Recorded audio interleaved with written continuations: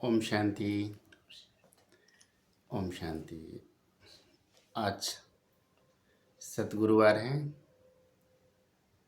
सतगुरुवार की आप सभी को गुड मॉर्निंग।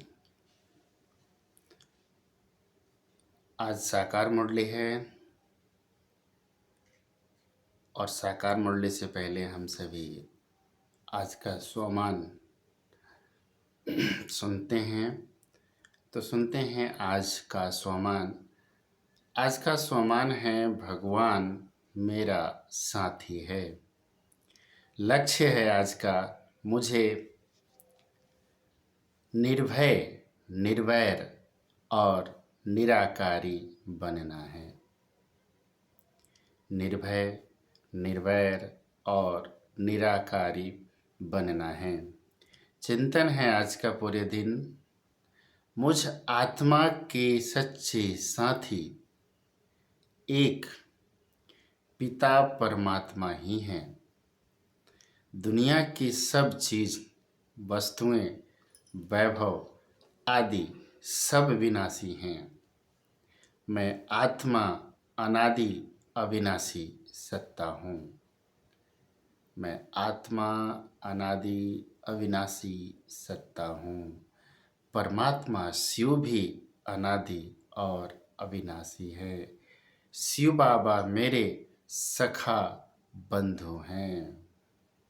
ऐसे खुदा दोस्त को पाकर मैं धन्य धन्य हो गई हूँ। मेरा दोस्त सर्वशक्तिमान सदा मेरे साथ साथ रहता है। मेरा बुद्धि रूपी हाथ सदा उसके हाथ में रहता है। मेरा साथी सदा निर्भय, निर्वैर और निराकारी है। उसके साथ रहकर मैं भी निर्भय और निर्वैर बनती जा रही हूँ। अनुभव करें, स्वयं भगवान हमारा साथी बन गया है। खुदा दोस्त से मेरा आंतरिक रिश्ता है। मैं जहाँ जाती हूँ वो मेरे साथ साथ रहते हैं। कभी वो मेरे आगे हैं तो कभी मेरे पीछे हैं। दोस्त, दिल से बुलाया उसको, दोस्त मेरे आगे चल। मुझे सत्यता का रास्ता बता कर देता है। उसी पर मैं चलता, वह पीछे चल मेरी हर मुसीबत में रक्षा करता है। उसके साथ से मेरे हर कदम में सफलता समाई हुई है। चिंतन करेंगे, जिसका साथी है भगवान, जिसका साथी है स्वयं भगवान, उसको क्या रोकेगा आंधी और तूफान। जिसका साथी है भगवान, उसको क्या रोकेगा आंधी और तूफान। कितना नशे की बात है ना। जिसका साथी है भगवान, उसको क्या रोकेगा आंधी और तूफान। आज डेट है 1/12/2022। इस साल का अंतिम महीना का पहला दिन, सतगुरुवार। तो आप सभी को ओम शांति। सतगुरुवार की बाबा को भी गुड मॉर्निंग। फिर से आप सभी को भी गुड मॉर्निंग।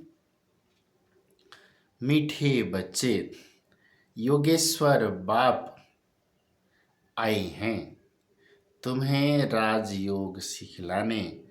इस योग से ही तुम विक्रमाजित बन भविष्य में विश्व महाराजा महारानी बनते हो।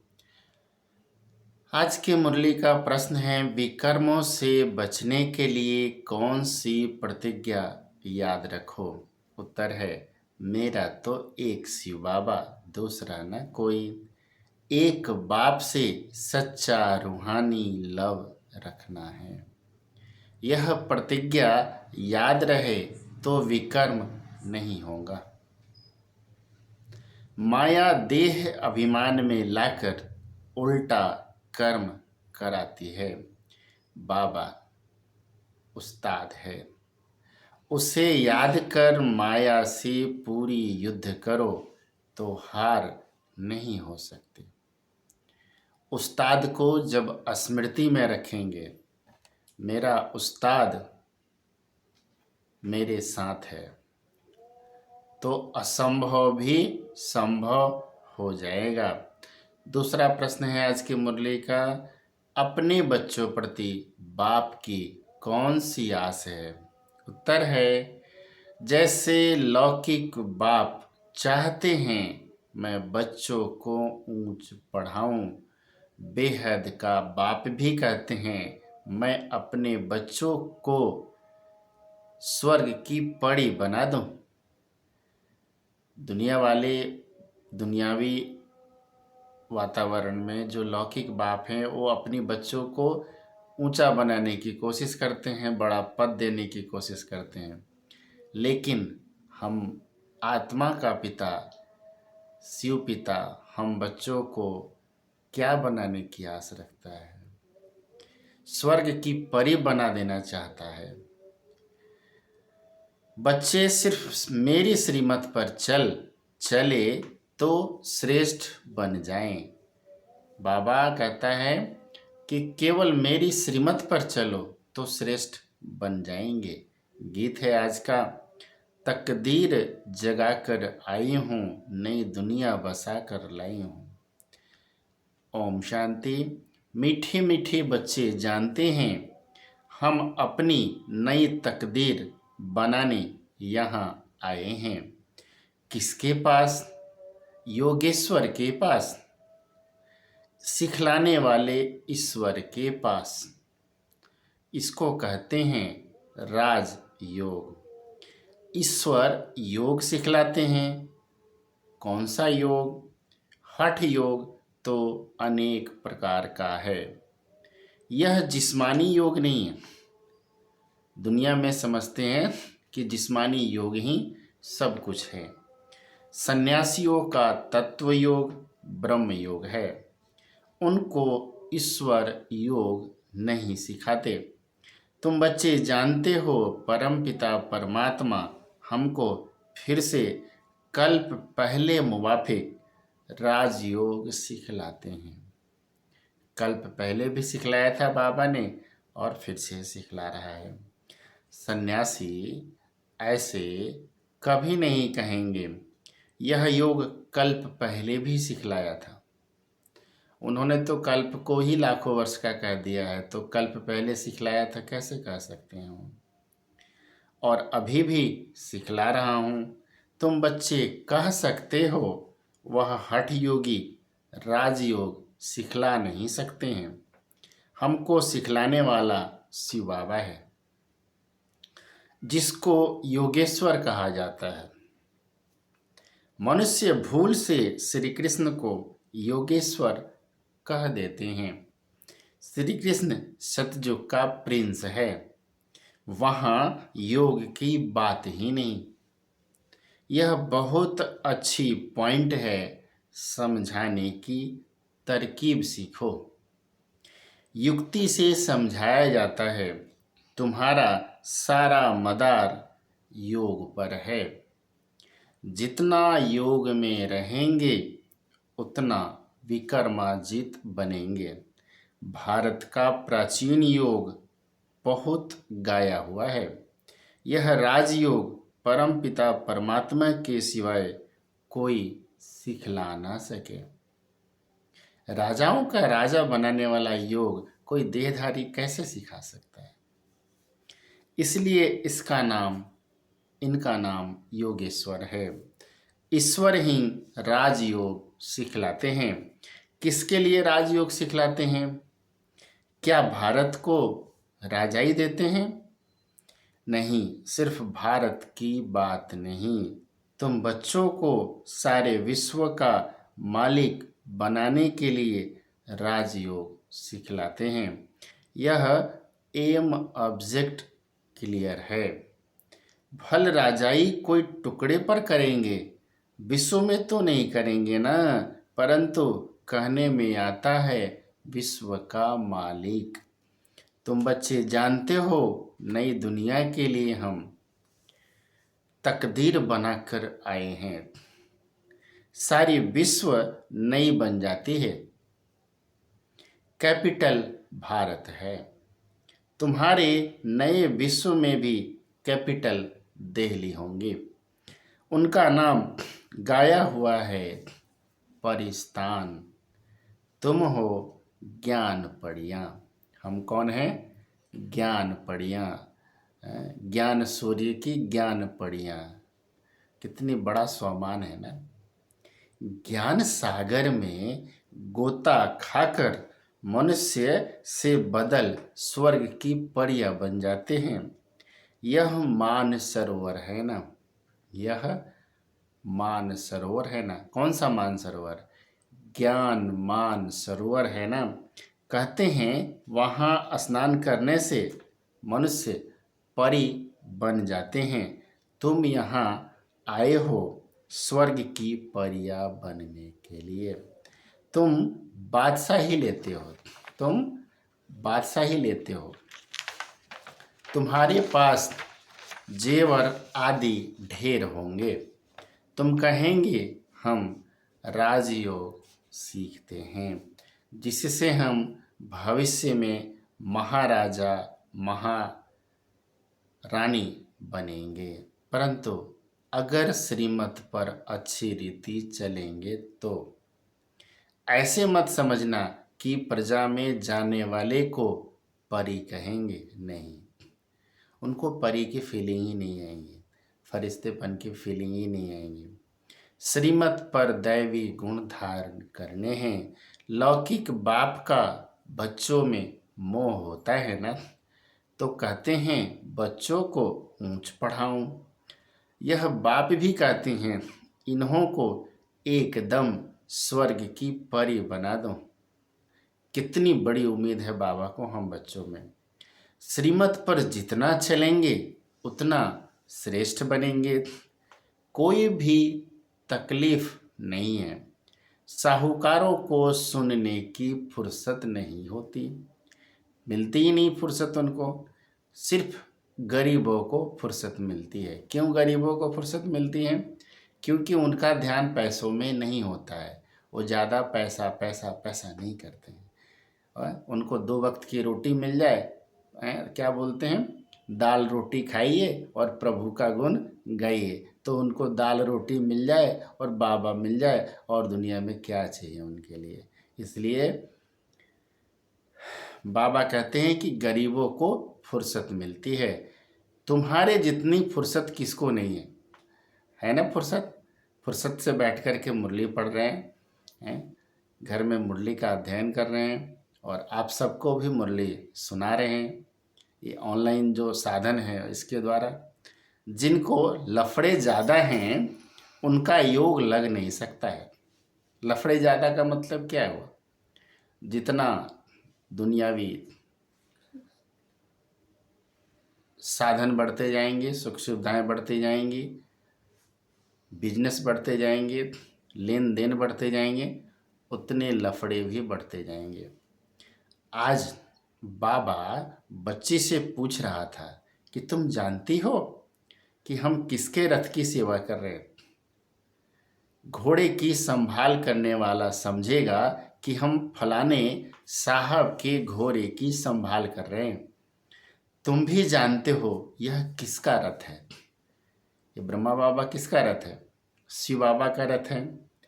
अगर शिव बाबा को याद कर तुम इस रथ की सेवा करो तो तुम बहुतों से अच्छा पद पा सकती हो। यह हुआ रथ। याद तो शिव बाबा को करना है। देखो, सेवा करनी है लेकिन याद शिव बाबा को करना है।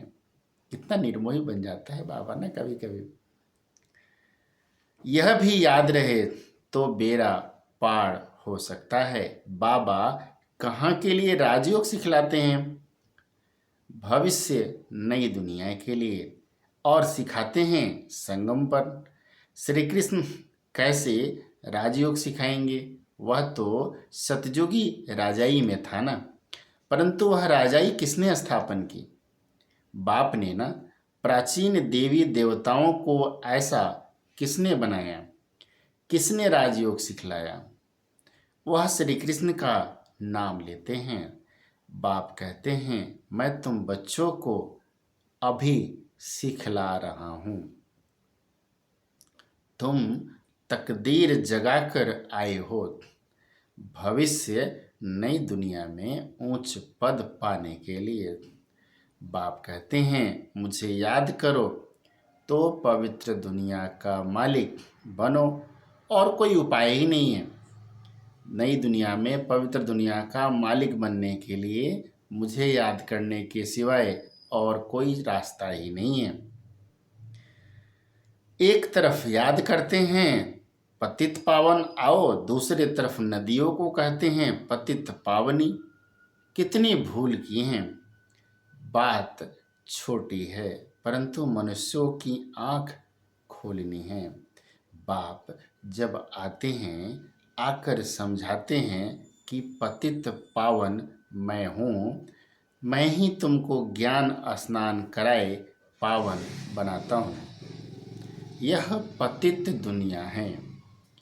सन्यासी अनेक प्रकार के योग सिखलाते हैं परंतु राजयोग तो एक ही सिखलाने वाला मैं हूँ।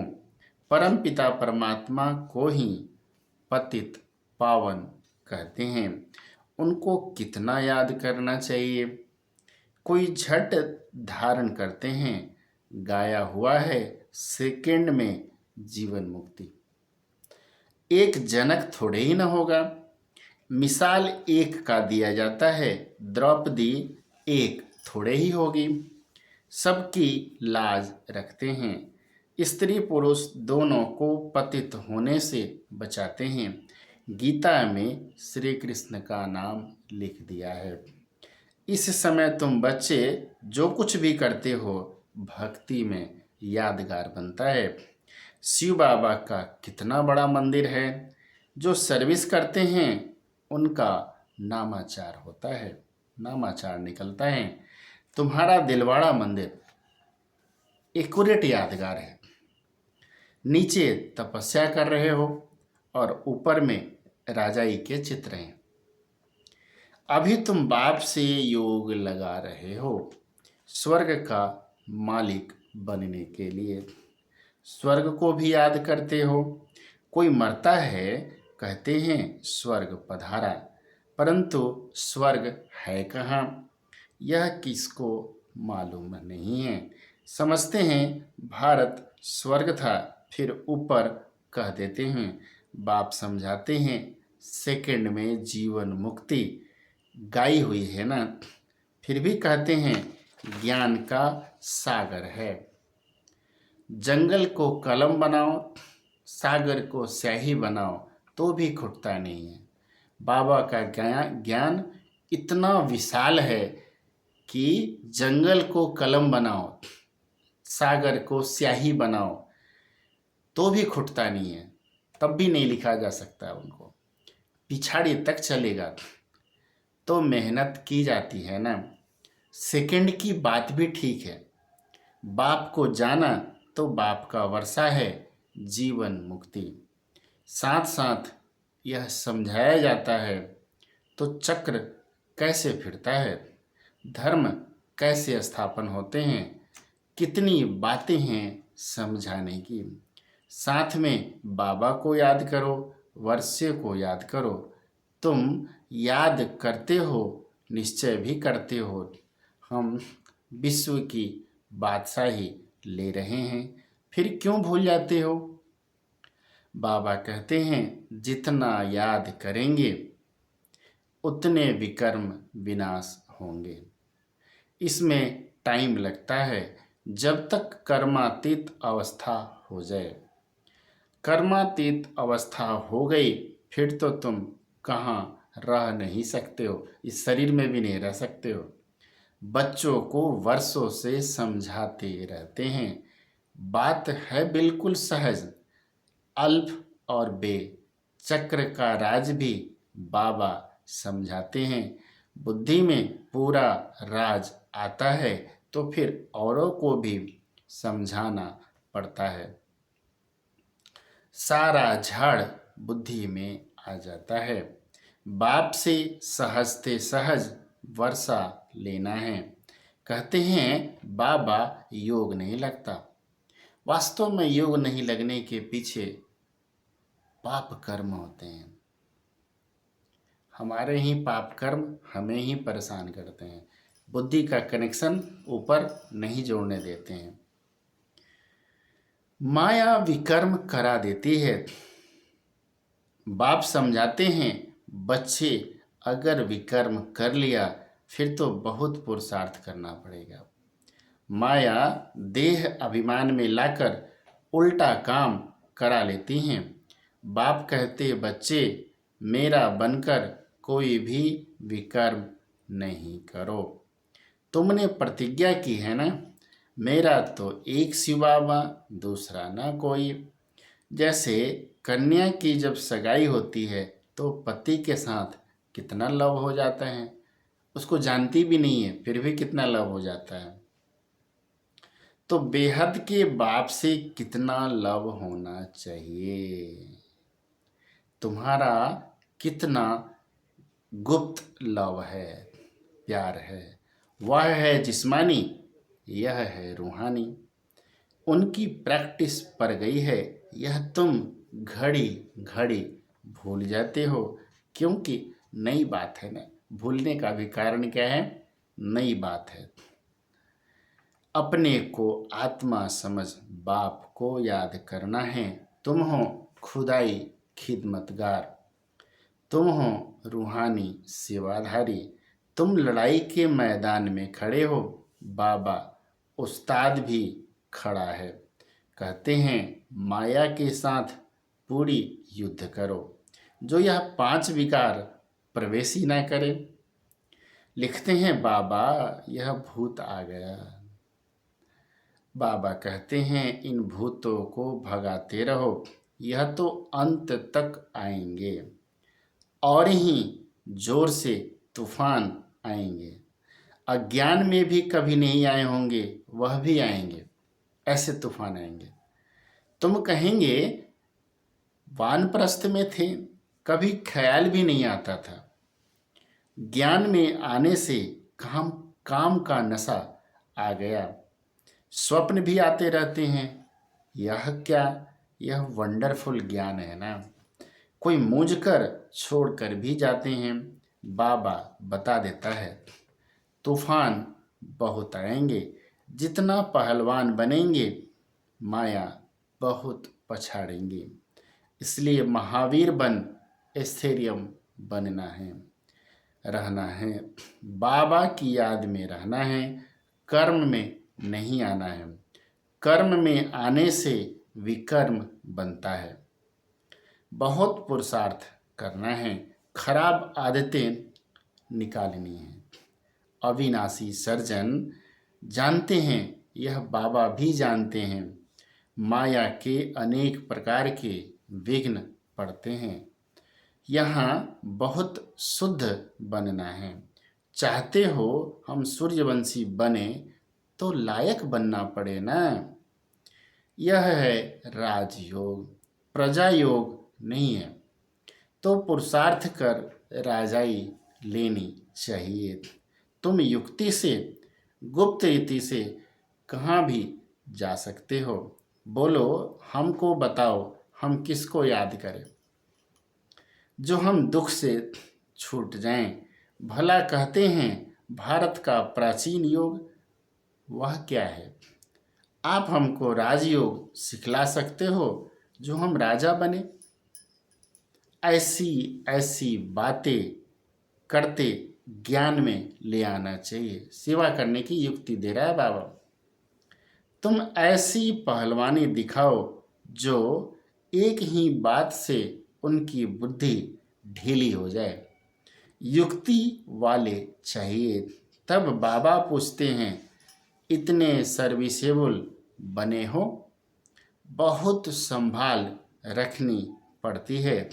दुनिया इस समय बहुत गंदी है। देखते हैं ना, समाचार पत्र पढ़ो, न्यूज़ तो खोल ही नहीं सकते, इतनी गंदगी है न्यूज़ में। तो पढ़ो भी तो पढ़ने के लायक भी नहीं होता है, इतनी गंदी दुनिया हो गई है अभी। दुनिया तो इस समय बहुत गंदी है। यह भी एक कहानी है, द्रौपदी के पिछाड़ी कीचक लगे। द्रौपदी के पिछाड़ी कीचक लगे, इसलिए बाबा कहते हैं बहुत खबरदार रहना है। मूल बात है राजयोग की। किसको भी यह समझाओ कि यह राजयोग सिखलाया बाप ने है, नाम डाला है बच्चे का। दूसरी, यह बात सिद्ध करो कि गीता का भगवान शिव है, जिससे स्वर्ग का वर्षा मिलता है। समझाने की युक्ति चाहिए। तुम्हारी सर्विस है रूहानी, वह सोशल सर्विस भी जिस्मानी करते हैं। वह है जिस्मानी सोसाइटी। दुनिया में जितनी भी सोसाइटी हैं, जिस्मानी सोसाइटी है। यह है रूहानी सोसाइटी। रूह को इंजेक्शन लगता है, तब कहते हैं ज्ञान अंजन सतगुरु दिया, अज्ञान अंधेर विनाश। अब आत्मा की ज्योति बुझी हुई है। मनुष्य जब मरते हैं तो दिवा जलाते हैं, दीपक जलाते हैं वहाँ पे। समझते हैं आत्मा अंधेरे में जाएगी, बरोबर बेहद का अंधियारा है। आधा कल्प घृत नहीं पड़ा है, आत्मा की ज्योति बुझ गई है। अब ज्ञान का घृत पड़ने से रोशनी हो जाती है। अब बाप बच्चों को कहते हैं कि माँ में कम याद करो। यह श्री कृष्ण तो नहीं कह सकते, हम आत्मा भाई भाई हैं, बाप से वर्षा ले रहे हैं। अच्छा, हम कितना समय याद में रहते हैं, यह चार्ट रखना अच्छा है। प्रैक्टिस करते करते फिर वह अवस्था पक्की हो जाएंगी। यह युक्ति अच्छी है। सर्विस भी करते रहो, चार्ट भी रखो, फिर उन्नति को पाते रहेंगे। अच्छा, मीठे मीठे सिकिल दे बच्चों प्रति माता पिता बाप दादा का याद प्यार और गुड मॉर्निंग। रूहानी बाप की रूहानी बच्चों को नमस्ते, और हम रूहानी बच्चों की रूहानी माता पिता बाप दादा को याद प्यार गुड मॉर्निंग और नमस्ते बाबा नमस्ते।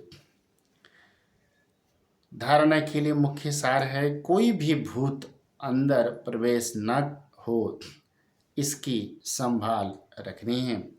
कभी भी माया के तूफानों में मूझना नहीं है। खराब आदतें निकाल देनी है। याद का चार्ट रखना है। दूसरा पॉइंट है, याद का चार्ट रखना है। साथ साथ रूहानी सेवाधारी बन रूहों को ज्ञान का इंजेक्शन लगाना है। वरदान है, कोई भी कार्य करते सदा दिल तख्त नशीन रहने वाले बेफिक्र बादशाह भवन। कोई भी कार्य करते सदा दिल तख्त नशीन रहने वाले बेफिक्र बादशाह भवन। जो सदा बाप दादा के दिल तख्त नशीन रहते हैं, वे बेफिक्र बादशाह बन जाते हैं। क्योंकि इस तख्त की विशेषता है कि जो तख्त नशीन होगा वह सब बातों में बेफिक्र होगा। जैसे आजकल भी कोई कोई स्थान को विशेष कोई ना कोई नवीनता विशेषता मिली हुई है ना, तो दिल तख्त की विशेषता है कि फिक्र आ नहीं सकता।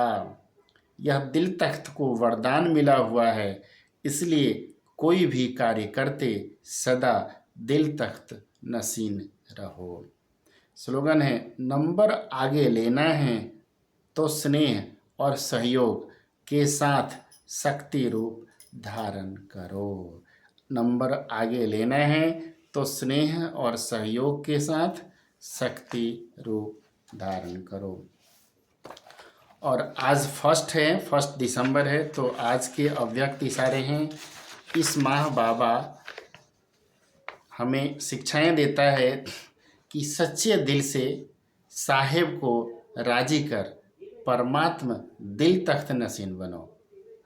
वरदान भी आज का दिल तख्त नसीन ही है। दिल तख्त नसीन अर्थात बाबा के दिल में हमारे लिए जगह हो, बाबा के दिल पर हम बैठे हो। सुनते हैं आज का अव्यक्त इशारा। सच्चे साहब को राजी करने के लिए विशेष अटेंशन रखो। सच्ची दिल, कोई भी बात अंदर है तो सच्ची दिल से महसूसता से बाप दादा के आगे रखो। बाप दादा के आगे महसूस करेंगे तो दिल खाली हो जाएगा, किचड़ा खत्म हो जाएगा। अगर दिल खाली नहीं है तो दिलाराम कहाँ बैठेगा। दिल में है अपने ईर्ष्या, घृणा, नफरत, आलस्य, अलबेलापन सबको बिठा रखा है, तो कौन से दिल में बाप बैठेगा। इसलिए पहले इन सब से मुक्त होना और सच्ची सच्ची दिल से बाबा को अर्पण करना, समर्पण करना। अच्छा, ओम शांति, ओम शांति।